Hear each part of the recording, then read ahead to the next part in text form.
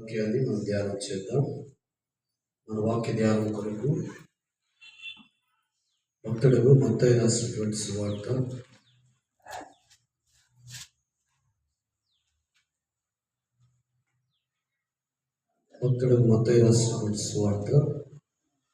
5వ అధ్యాయం.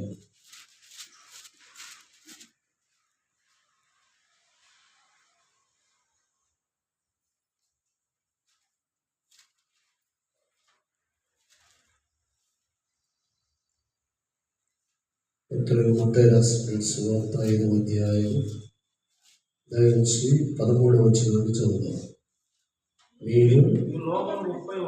మీరు లోకమునకు ఉప్పై ఉన్నారు. ఉప్పు నిస్సారమైతే అది దేని వలన సారము పొందును?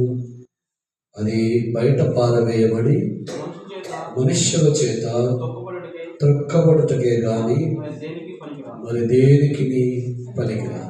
చిన్న ప్రార్థన చేస్తాం. మహాపరిశుద్ధుడా, దైవ తండ్రి, స్తోత్రం నాయన. చదవబడిన వాక్య భాగాన్ని బట్టి నేను స్తుతిస్తున్నాను. వాక్యం మీది, మీరు వాక్యమై ఉన్న దేవుడు కనుక మీ వాక్యము ద్వారా నాతో మాతో మాట్లాడండి. మీ వాక్యపు సారము, మీ వాక్యపు శక్తి మా అందరికీ అనుగ్రహించండి. మీ వాక్యము నా జీవితంలో, మా జీవితంలో ఉపయోగకరంగా ఉన్నట్టుగా మాకందరికీ మా అనుదిన జీవితములకు ఆశీర్వాద దీవెనకరంగా ఉన్నట్లుగా మీరే నాతో మాతో మాట్లాడమని బోధకులకు బోధకుడును వాక్యమై ఉన్న యేసు ప్రభువు శ్రేష్ఠ నామమున ప్రార్థించి బోధించుకొనుచున్నాము తండ్రి, ఆమేన్. భక్తుడు మత్తయి ఈ సువార్తను రాశారు. ఇది యేసు ప్రభువారు కొండ మీద ప్రసంగము అని అంటారు. ప్రభు అయిన యేసు క్రీస్తు ప్రభువారు ఓ కొండ ఎక్కి కూర్చుండి ఆయన శిష్యులు ఆయన యొక్క కొండ మీద ఉన్నారు. జన సమూహములు ఆయన మాటలు వినడానికి పరిగెత్తుకొని వచ్చారు. జన సమూహములు ఆయన మాట వినడానికి రాగా జన సమూహములన్నిటితో కూడా ప్రభు అయిన యేసు క్రీస్తు ప్రభువారు ఈ మాటలను చాలా సంగతులు అక్కడ పై వచనాల్లో రాయబడి ఉన్నాయి. ఆ పై వచనములలో అన్ని సంగతులను చెబుతూ 13వ వచనంలో ఆయన అక్కడ నిలిచి ఉన్నటువంటి శిష్యులతోనూ ఆయన మాటలు వినుటకు చేరవచ్చిన ఆ ప్రజలందరితోనూ ఒక మాట చెప్పారు. ఏంటా మాట? మీరు లోకమునకు ఉప్పై ఉన్నారు. నేడు ప్రభువు నీతో, నాతో, మనందరితో మాట్లాడుతూ ఉన్నాడు. ఏమై ఉన్నామంట? మనము లోకానికి ఉప్పై ఉన్నాం.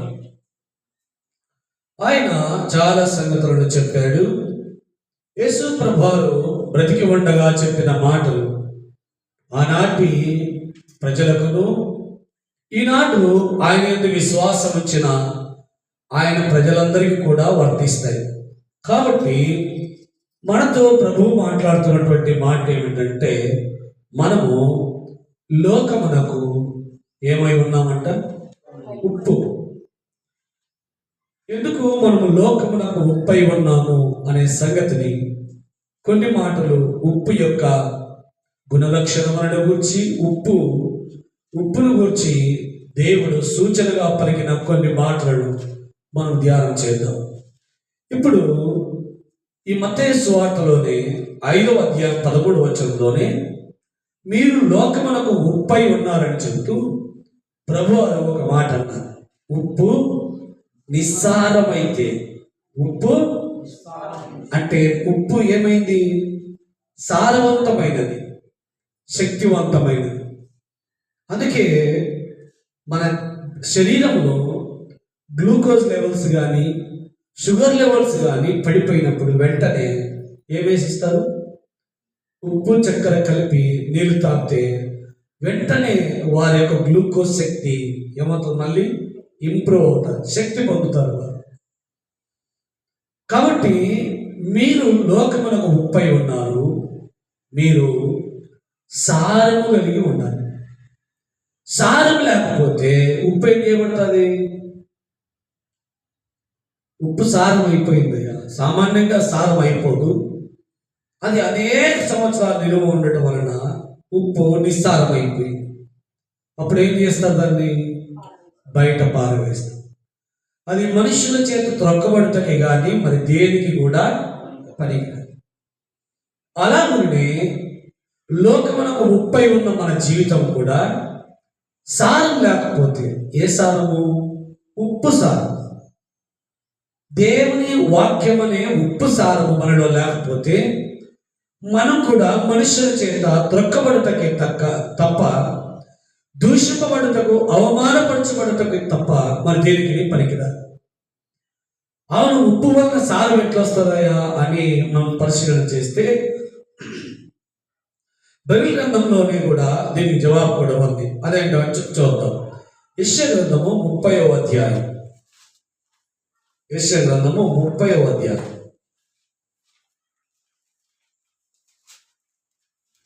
24వ వచనం. భూమి సేద్యము చేయు ఎద్దును, లేత గాడిదలను చేటతోనూ జల్లెడతోనూ చెరిగి జల్లించి ఉప్పుతో కలిపిన ఏంటుంటాయంట అవి? ఏంటి తినేది? భూమిని సేద్యము చేయు ఎడ్లను, లేత గాడిదలను, చేతతో చెరిగిన ధాన్యముతో పాటు ఉప్పు కలిపినటువంటి ధాన్యాన్ని లేదా గడ్డిని అవి తింటే ఏం పొందుతాయంట? అవి సారం పొందుతాయంట. కాబట్టి వాటికి ఆ ఉప్పు ద్వారా మనకు మాత్రమే సారం కాదు, అది జంతువులకు కూడా సారాన్ని ఇస్తుంది. అది కలిపినటువంటి ఆహారాన్ని మనం తింటున్నాం ఇప్పుడు. అది లేకుండా తింటే మన శరీరంలో ఉండవలసినటువంటి శక్తి, మన శరీరంలో ఉండవలసినటువంటి గ్లూకోజ్ శక్తి అనేది త్వరగా బర్న్ అయిపోయేటువంటి అవకాశం ఉంటుంది. ఆ ఉప్పు దాన్ని నిల్వ చేసి దాన్ని మన శరీరానికి శక్తినిచ్చేటట్టుగా చేస్తూ ఉంది. బలమైనటువంటి ఎడ్లకు, గాడిదలకు, గుర్రములకు కూడా ఈనాడు మనం చూస్తున్నట్లయితే కొన్ని జంతువులకు కూడా గడ్డి పెట్టేటప్పుడు కూడా ఉప్పు నీళ్లు స్ప్రే చేసి ఉప్పు నీళ్లు కలిపి గడ్డిని నిల్వ ఉంచుతూ ఉన్నారు. కారణం ఏంటంటే ఆ ఉప్పు కలిపినటువంటి గడ్డి తినడం వల్ల పశువులకు ఏమొస్తుంది? శక్తి, సారం వస్తుంది. అలాగే దైవవాక్యము ద్వారా నీవు నేను మనం అందరం కూడా ఎప్పటికప్పుడు నూతన సారాన్ని, ఈ దేవుని వాక్యాన్ని మనం వినక ధ్యానించకపోతే, ఎద్దు ఉప్పు కలిగినటువంటి ఆహారాన్ని తినింది ఒకరోజు, ఇంకా నెల దాకా ఆహారమే తినలేదు అనుకోండి, దానికి శక్తి ఉంటుందా? బలం ఉంటుందా? ఉండదు. దానికి ప్రతి దినము కూడా ఒక పూటన ఉప్పు కలిపినటువంటి గడ్డి కానీ, ఉప్పు కలిపినటువంటి ధాన్యాన్ని కానీ పెడతారు. కారణం ఏంటంటే దాని ద్వారా దానికి శక్తి వస్తుంది. కాబట్టి దేవుని పిల్లలు కూడా దేవుని వాక్యం అనే ఉప్పును ఎప్పటికప్పుడు మనము గ్రహిస్తూ ఉంటే ఆ ఉప్పు సారము మనలో ఉంటాయి. ఆ ఉప్పు సారం ఉన్నంత వరకు మనం అనేకులకు సారాన్ని వెదజల్లే వారుగా ఉంటాం. మనం అనేకులకు ఉజ్జీవకరంగా మనం ఉంటాం. మనం అనేకులకు ఆశీర్వాదకరంగా ఉంటాం.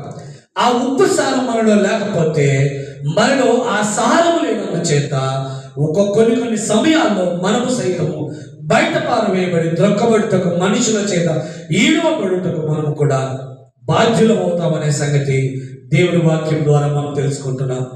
ఉప్పు ఎలాగైతే పశువులకు, నరుడికి, వారి దేహములకు సారమునిచ్చే, శక్తినిచ్చే ఒక పదార్థంగా వాడబడుతున్నదో, దేవుని వాక్యాన్ని గ్రహించి నీవు నేను ఆత్మీయ జీవితమందు సారము కలిగిన వారమై అనేకులకు ఆశీర్వాదకరముగా, అనేకులకు ఈ సారాన్ని వెదజల్లే వారముగా ఉండాలని ప్రభువు నీ నుండి, నా నుండి, మన నుండి కోరుకుంటూ ఉన్నాడు. అందుకే అక్కడ ఉన్నటువంటి జనులందరితో యేసు ప్రభు వారు ఏమన్నారు? మీరు లోకమునకు ఏమై ఉన్నారు? ఉప్పై ఉన్నారు. ఉప్పు ఎప్పుడు కూడా శక్తినిచ్చేది, సారాన్ని ఇచ్చేది. మనం కూడా ఈ లోకానికి, మన తోటి వారికి, మన సంఘానికి, మన కుటుంబానికి మనము సారమిచ్చే వారముగా, మన శక్తినిచ్చే వారముగా, మన బలమునిచ్చే వారముగా ఉండాలని దేవుని వాక్యం ద్వారా మనం హెచ్చరింపబడుతున్నాం.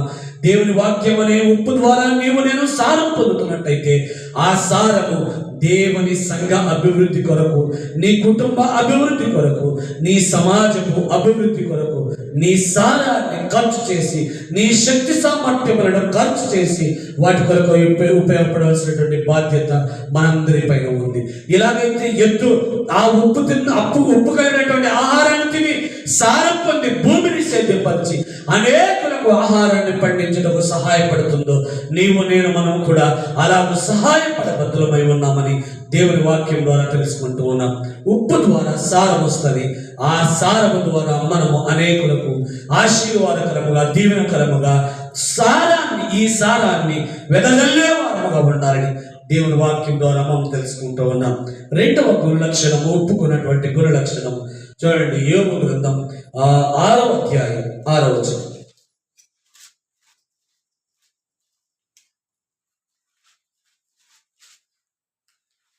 6వ అధ్యాయం 6వ వచనం. ఉప్పు లేక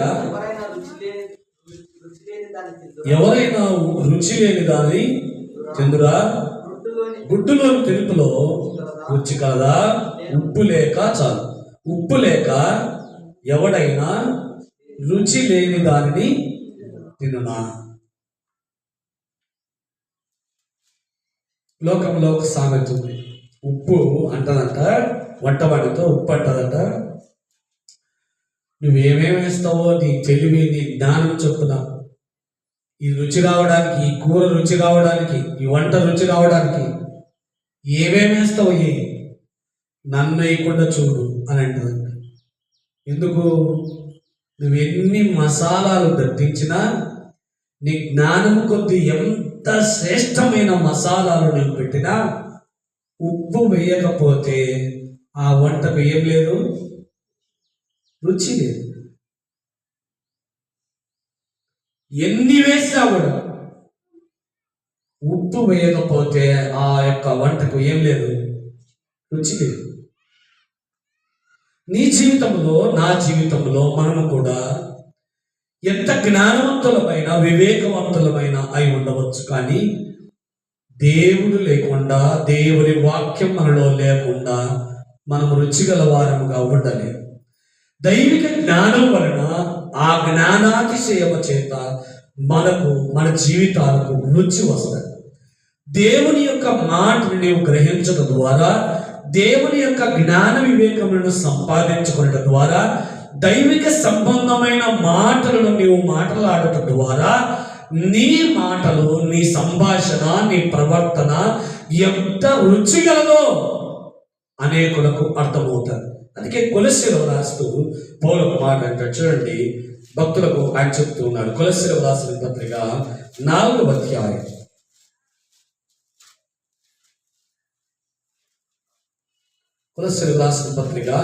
అధ్యాయం 6వ వచనం.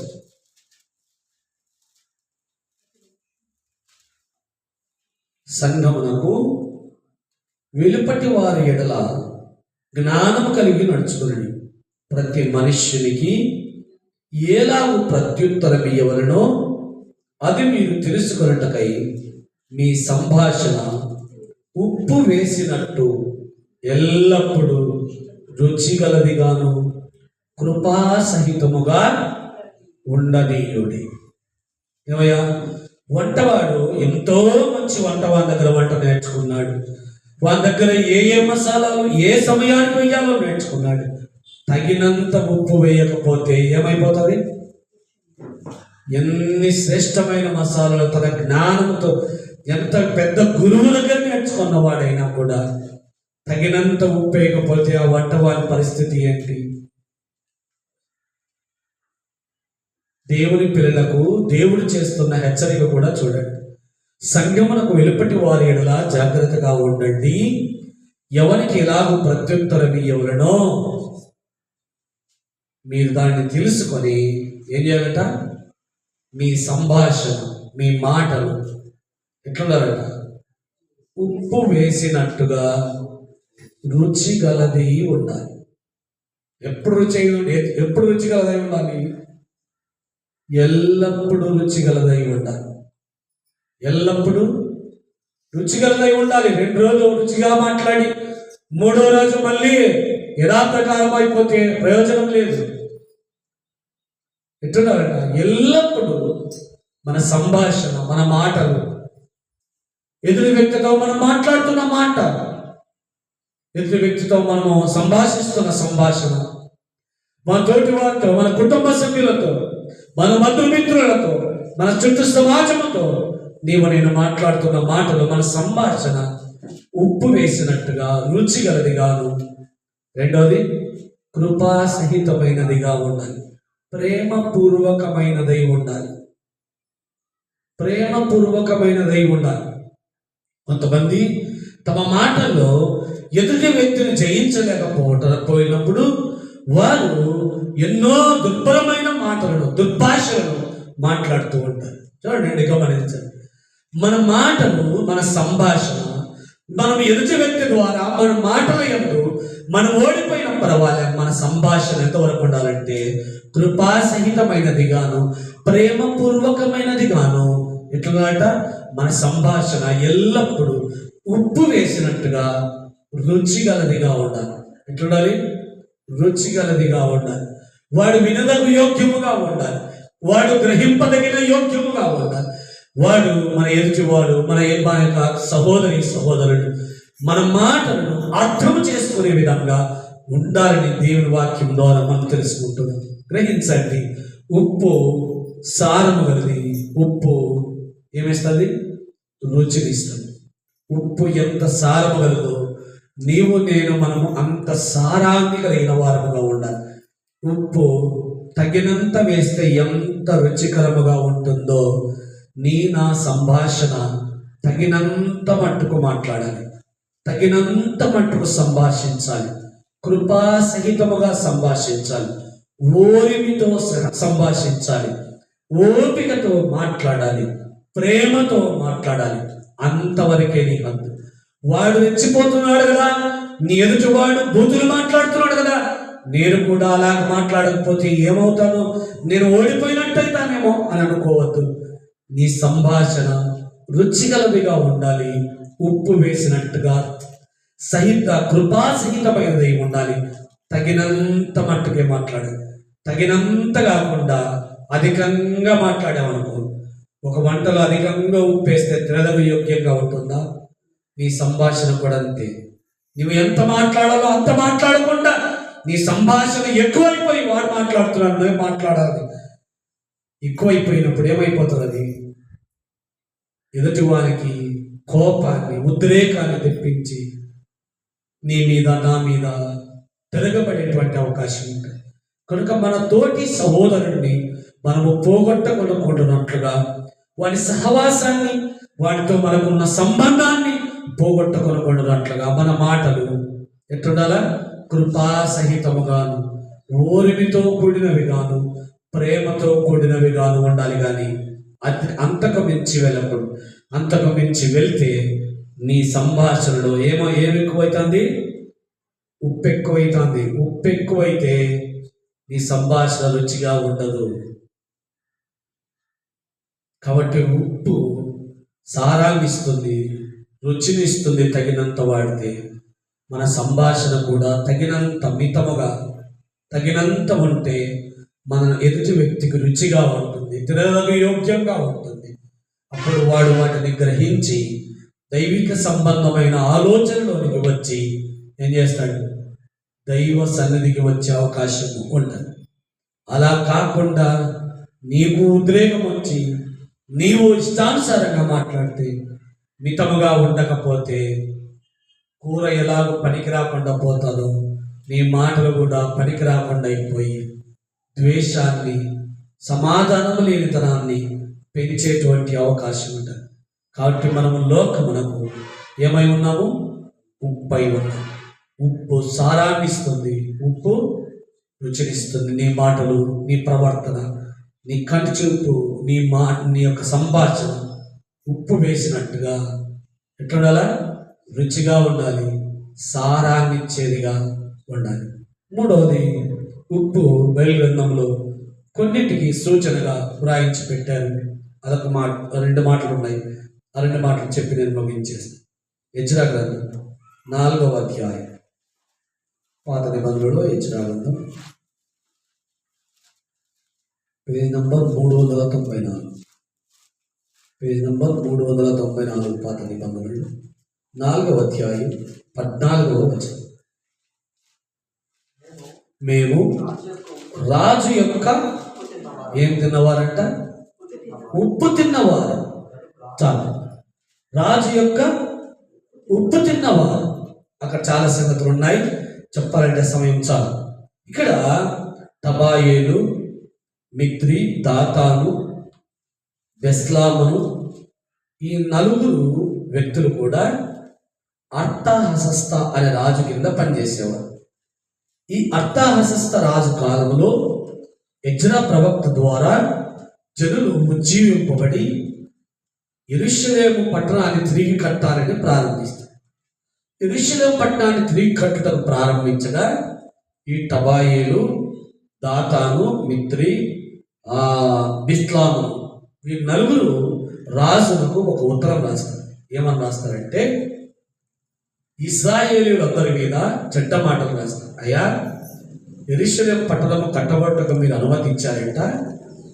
ఈ యెరూషలేము పట్టణం మీద కట్టబడితే ఈ ప్రజలు మీకు పన్నుగట్టరు, ఈ ప్రజలు మీకు ఎదురు తిరుగుతారు, ఈ ప్రజలు మీకు మరి మీ రాజ్యం మీ చేతుల్లో లేకుండా చేస్తారు అని లేనిపోని మాటలు వల్లిస్తూ ఒక ఉత్తరం రాశారు. వారు రాస్తున్న ఆ ఉత్తరంలో పలికినటువంటి మాట ఇది: మేము రాజు యొక్క ఉప్పు తిన్నవారము.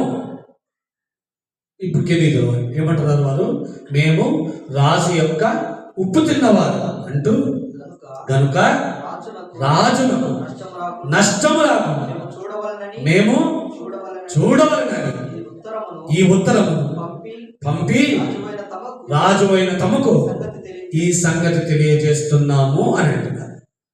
అంటే వారి ఉద్దేశం ఏమయ్యా?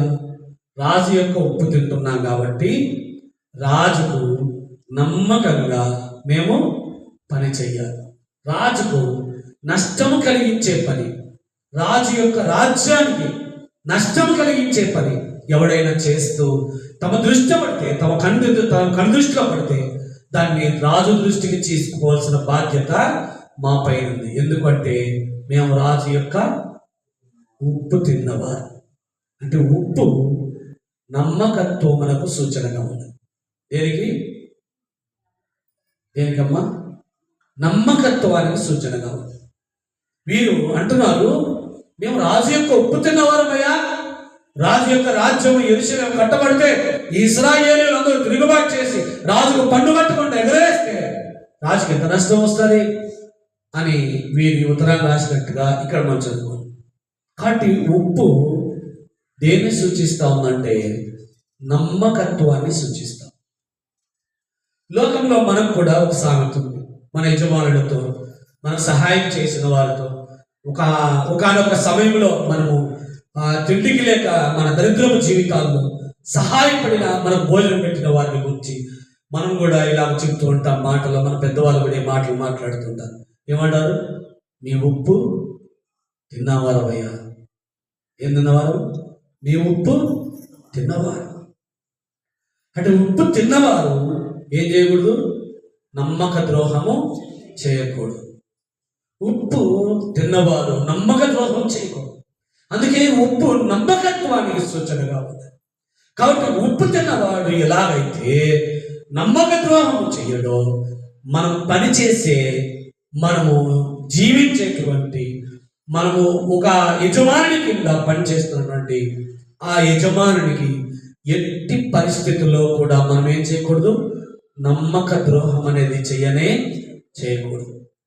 దేవుని యొక్క వాక్యం అనే ఉప్పును నీవు నేను మనము గ్రహిస్తూ ఆ ఉప్పు తిన్నవారమైతే దేవుని పట్ల కూడా మనం ఎట్లుండాలి? నమ్మకముగా ఉండాలి. ఈ దినము నా దేవుని సన్నిధి ఈ దినము నేను నా దేవుని సన్నిధిలో కనబడాలి, ఈ దినము నా దేవుని సన్నిధిలో ప్రార్థన చేసే సమయం, ఈ నా దేవుని వాక్యాన్ని వినే సమయం, దేవునితో నేను మాట్లాడే సమయం, దేవుడు నాతో మాట్లాడే సమయం. కాబట్టి నా దేవుని యొద్దకు, నా ప్రభు సన్నిధిలో నేను ఉంటా అని నమ్మకముగా మనం కూడా ఉండవలసినటువంటి బాధ్యత ప్రభు అట్లా మనకు కూడా ఉంది. మన యజమానులు ఉప్పు తిన్నందుకు మనం ఎంత నమ్మకముగా వారి పట్ల ఉండాలని మనం చూస్తామో, అలాగనే మన ప్రభు యొక్క రక్షణ, మన ప్రభు యొక్క శిలువ త్యాగము చేత, మన ప్రభు యొక్క ప్రాణత్యాగము చేత రక్షింపబడి ఆయన ఉప్పు తిన్న మనము కూడా ఏం చేయాలి? మన ప్రభు పట్ల నమ్మకముగా ఉండాలి. నమ్మక ద్రోహం అనేది దేవుని పిల్లలకు తగదు. కాబట్టి నమ్మకముగా ఉప్పు తిన్నవారు అనే మాట మనము గ్రహిస్తా ఉన్నాం. రాజు ఉప్పు తిన్నా కాబట్టి ఆయన నష్టం వస్తుంటే చూస్తూ ఊరుకుంటావా అని అన్నారు కదా, గమనించండి. కాబట్టి రాజు యొక్క ఉప్పు తిన్నవారు కనుక మా నమ్మకత్వాన్ని మేము చూపించాలని ఆ ఇస్లాము, ఆ టబాయిలు ఎలాగైతే మిత్రి దాతలను వారు అన్నారు, మనం కూడా మన ప్రభు పట్ల ఎట్లుండాలి? నమ్మకముగా ఉండాలి. మన ప్రభు యొక్క రక్షణను రుచి చూచిన వారి వలె, మన ప్రభు యొక్క రక్షణ భాగ్యం వలన పొందిన శాంతి సమాధానమును బట్టి మన ప్రభు పట్ల మనం కూడా ఎట్లుండాలి? నమ్మకముగా ఉండాలి. ఎలీషా దగ్గర ఒక పరిచారకుడు ఉన్నాడు. ఎలీషా నయమానుని కుష్ఠకు రోగి కొన్ని కానుకలు తీసుకుని వస్తే, నీ కానుకలేమి నాకొద్దు, నీవు యోర్దాను నదిలో 7 మార్లు మునిగి వెళ్ళిపో అన్నాడు. ఈ కానుకలన్నిటిని చూశాడు ఆ ప్రవక్త యొక్క శిష్యుడు, పరిచారకుడు. ఏం చేశాడు? తన యజమాని పట్ల నమ్మకముగా లేడు. నయమాను అట్లా పోతానే తమ యజమాని సన్నిధి నుండి పారిపోయి పరిగెత్తుకొని పోయి, అయ్యా నా యజమానుడు అవి తెమ్మన్నాడు, పట్టు వస్త్రాలు తెమ్మన్నాడు, వెండి తెమ్మన్నాడు, ఏంటి అని తీసుకొని వచ్చి తన ఇంట్లో పెట్టి తిరిగి తమ యజమానుని యొద్ద ఉన్నాడు. నమ్మకంగా ఉన్నాడా? లేడు. ఒకసారి ఇస్కరియోతు యూదా యేసు ప్రభువారు బ్రతికి ఉండగా మగ్దలేని మరియా అనే ఒక ఆమె అత్తరుగుడ్డు తీసుకొచ్చి ఆయన పాదాలకు రాసి తన తలవెంట్రుకలతో ఆయన పాదములను తుడుస్తా ఉంటే అత్తరు వాసనతో అయినంత నిండిపోయిందంటే, అత్తరు వాసన ఇల్లంట. ఇస్కరియోతు యూదా అనేవాడు అన్నాడంట, పిచ్చి తల్లి, అంత అత్తరు దాదాపు 360 రూపాయలు విలువ చేసే అత్తరు, ఆ కాలంలో 360 రూపాయలు అంటే ఈ కాలంలోకి వచ్చేసరికి 3 లక్షల పైన ఉంటుంది. 360 రూపాయలు విలువ చేసే అత్తరు వ్యర్థపరుస్తా ఉన్నావు అని అన్నాడంట. వాడు ఆ మాట అన్నది ఎందుకంట? డబ్బు సంచి వీరి దగ్గర ఉంది కాబట్టి ఆ డబ్బేదో ఈ సంచిలోకి వస్తే నేను ఏం చేయొచ్చు? నా ఇష్టానుసారంగా నేను వాడుకోవచ్చు. నమ్మకంగా ఉన్నాడా ఇస్కరియోతు యూదా? తన ప్రభువునే 30 వెండి నాణెములకు ఏం చేశాడు? అమ్మేశాడు. ఈనాడు ఎంతమంది ప్రభు యొక్క రక్షణను రుచించి తెలుసుకొని, ప్రభు యొక్క విమోచన గురించి విని, ఆయన మన కొరకు శిలువలో పడిన శ్రమ, ఆ త్యాగము, ఆ శిలువ రక్తము చేత నా పాప దోచబడు కడిగినటువంటి ఆ గొప్ప రక్షణను ఎంతమంది రుచించి తెలుసుకొని దాని పట్ల నమ్మకంగా ఉన్నారు. ఇంత గొప్ప రక్షణ నిర్లక్ష్యం చేసిన మనం ఎలాగో తప్పించుకుందాం అంటాడు హెబ్రీయులకు పౌలు రాశాడు. ఇంత గొప్ప రక్షణ, ఇంత శ్రేష్టమైన రక్షణ దేవాది దేవుడు తానే ఈ లోకానికి దిగి వచ్చి నీ కొరకు తన ప్రాణాన్ని పెట్టి, నీ కొరకు శిలువలో తన రక్తాన్ని కార్చి, నీ తన శిలువ రక్తం చేత నీ పాప దోషములన్నిటిని కడిగి పరిశుద్ధునిగా మార్చి రాజులైన యాజక సమూహంగా నిన్ను మార్తే, అట్టి రక్షణను రుచించిన నీవు నేను ఈనాడు నమ్మక ద్రోహముగా మారచ్చా? అనేక మారిపోతా ఉన్నా. మనమైనా నమ్మకముగా ఉందాం. ప్రభు యొక్క రక్షణనే ఉప్పు తిన్నవారముగా మన ప్రభు పట్ల ఎట్లుండాలా? నమ్మకముగా ఉండాలి. రెండో మాట నేను చూపించి ముగించేస్తాను. ఇదొక మాట చెప్పి నేను ముగించేస్తాను. మార్కు రాసిన సువార్త 9వ అధ్యాయం. మార్కు సువార్త 9వ అధ్యాయం.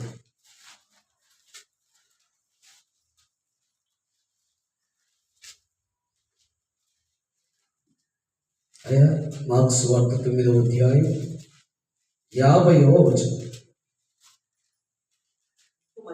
ఉప్పు మంచిదే కానీ ఉప్పు నిస్సారమైన యెడల దేని వలన మీరు దానికి సారం కలుగజేతురు?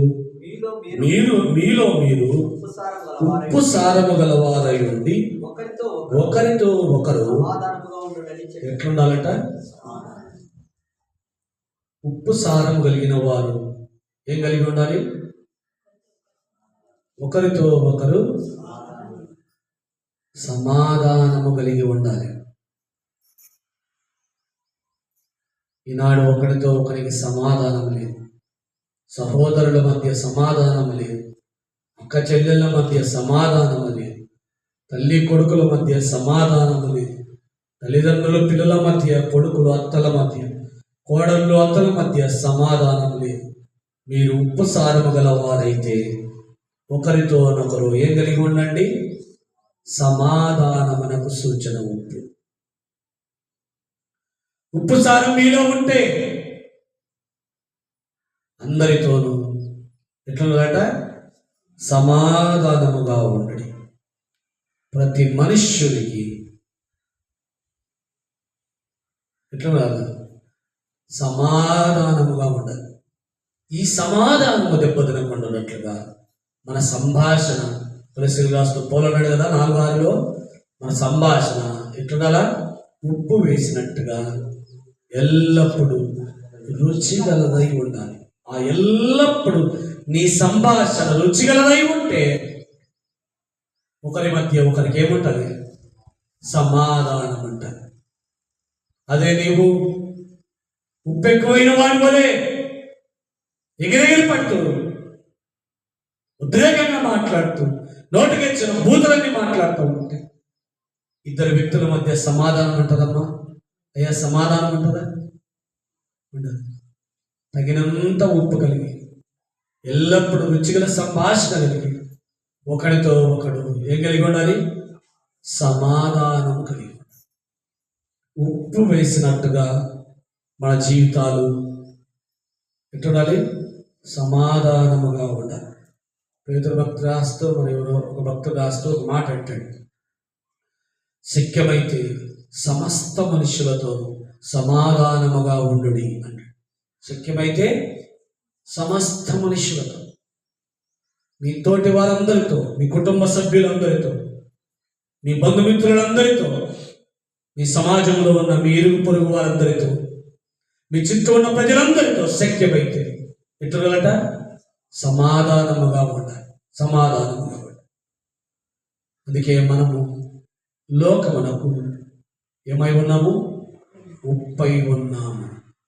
ఉప్పు నిస్సారమైపోతే దానికి మళ్ళీ సారం రాదు. అది బయట పారవేయబడవలసినదే. అది మనుషుల చేత త్రొక్కబడటకు వెలుపల పరవేయవలసినదే. అయ్యా, అట్టి స్థితికి నీవు దిగజారిపోకూడదు. నీవు లోకమునకు ఉప్పై ఉన్నావు. లోకానికి సారం వెదజల్లేవాడవుగా ఉండాలి. నీవు లోకమునకు ఉప్పై ఉన్నావు. నీవు లోకమునకు ఉప్పై ఉన్నావు. ఎల్లప్పుడూ రుచిగల సంభాషణ, రుచిగల మాటలు, మితమైన మాటలు, కృపాసహితమైన మాటలు, ప్రేమపూర్వకమైన మాటలు మీలో నాలో ఉండాలి. అయ్యా, దేవుని వాక్యము నమ్మకత్వానికి సూచన. ఉప్పు నమ్మకత్వానికి సూచన. కాబట్టి నీవు నేను మనమందరం మన ప్రభువు పట్ల, మన లోకస్తులైన యజమానులందరి పట్ల ఎట్లుండాలి? నమ్మకముగా ఉండాలి. మన యజమానులకు, మనల్ని పనికి పిలిచిన వారికి నమ్మకంగా లేకపోతే ఈ ప్రభు కూడా నీవు నమ్మకంగా ఉండలేవు. కాబట్టి మన లోకంలో ఉన్న మన యజమానులైన వారికి, నువ్వు పనికి వెళ్ళిన వారికి, నీవు ఎవరి దగ్గర అయితే పనిచేస్తున్నావో వారి కుటుంబానికి నమ్మకంగా ఉండాలి. అలాగే నీ ప్రభు పట్ల కూడా నీవు నమ్మకముగా ఉండాలి. నాలుగవది ఉప్పు సమాధానమునకు సూచన. మనం ఒకరితో ఒకరు సమాధానము కలిగి ఉంటున్నట్లుగా ఏం కలిగి ఉండాలా? ఉప్పు సారము కలిగిన వారమై ఉండాలి. ఉప్పు సారం మనలో ఉంటే మనలో ఏముంటుంది? సమాధానం ఉంటుంది. ఉప్పు సారం ఎక్కువైనా తక్కువైనా సమాధానం ఉండక మనుషుల మధ్య విభేదాలు, వైరాలు, కొట్లాటలు, మద్దతులు, అసూయలు, పగలు, రాగద్వేషాలు వంటివి దాని ద్వారానే ఉత్పన్నమవుతా ఉన్నాయి. కాబట్టి దైవ వాక్యం అనే ఉప్పును గ్రహించని నీవు ఏం చేయాలి? లోకానికి సారము వెదజల్లేవాడుగా, రుచినిచ్చేవాడుగా, ప్రభు పట్ల, లోకంలో ఉన్న యజమానుల పట్ల నమ్మకమైన వ్యక్తిగా, అందరితోనూ సమాధానముగా ఉండే వ్యక్తిగా ఉండాలని ప్రభు నీ నుండి, నా నుండి, మనందరి నుండి కోరుకుంటున్నాడు. దేవుడి కొద్ది మాటలు మన నిమిత్తమై దీవించునుగాక.